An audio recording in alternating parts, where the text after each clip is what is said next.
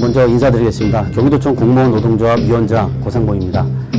요즘 언론의 연금에 대한 보도로 인해서 솔직히 마음이 많이 복잡하고 진실이 왜곡되는 현실에 많이 답답합니다. 요즘 주요 언론에서 공무원 연금에 대해 왜곡된 사실을 경쟁적으로 보도하면서 열심히 일하고 있는 공무원들을 국민의 적으로 몰아가고 있습니다. 정부에서도 아직 구체적으로 확정되지 않았다라는 해명으로 일관하고 있고요.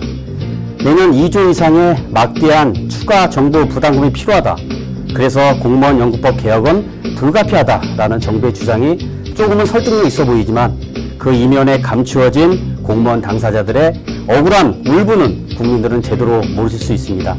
정부는 지금이라도 공무원 연금 운영 전반에 대한 정확한 정보를 국민에게 제공하고 공무원 연금법 개정 방향에 대한 사회적 합의를 이끌어내야 할 것입니다. 국민들이 원하는 것은 언론보도를 통한 공무원들과의 오해가 아니라 공무원들이 정당한 대접을 받으면서 대국민 서비스에 최선을 다하는 모습일 것입니다. 공무원 연금과 관련하여 당, 정, 청과 소위 전문가들이 미래 당사자들을 배제한 채 민실에서 논의하고 있는 점에 대해 납득할 수 없고요. 공적 연금이 어떤 방향으로 가야 되는지에 대해 이해 당사자인 공무원과 어떠한 사전 조비도 전혀 없으니 점점 답답할 따름입니다. 공무원연금과 국민연금은 그 성격이 다르고 사실 일률적으로 비교하기가 어렵습니다. 국민연금은 전 국민을 대상으로 한 사회보험 형태의 연금 제도이나 공무원연금은 공무원이 장기간 국가를 위해 봉사, 헌신한 데 대한 보상이라는 인사 정책적 측면이 강한 것이죠. 공무원연금 수준의 결정에는 공무원의 신분에서 발생하는 각종 제약 등으로 인하여 불이익이 따른다는 점도 잊지 말아야 하는데요. 구체적으로 살펴보면 첫째, 수행 업무의 특수성으로 단결권, 단체 행동권 등의 쟁의 행위가 금지되는 등 노동 3권에 제약을 들 수가 있습니다. 그리고 민간에 비해 보수 수준 등의 결정에 있어서 법과 제도의 장치에 의해 엄격히 통제되고 모든 면에서 정부의 일방성이 굉장히 강합니다.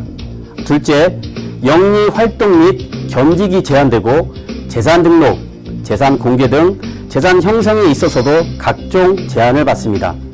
셋째, 민간에 비해 높은 도덕성이 요구되며 공무원법에 의해 품위 유지 의무 등으로 통제하고 있고요.